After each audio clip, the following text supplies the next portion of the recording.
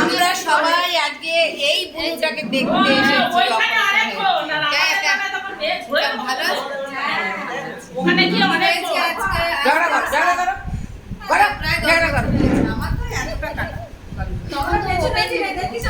সবাইকে তো ভিডিওটা করছি তো এই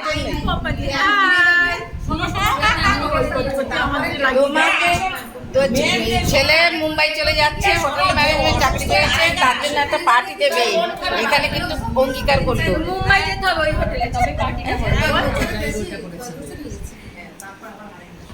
এই যে ম্যাডামরা ওতে ওকে দেখাতে হবে না, বলছি দেখাবে না, দেখাবে না।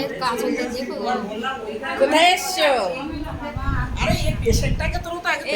কথা বললাম না তো, পেশেন্টের সাথে তো কথা বলে।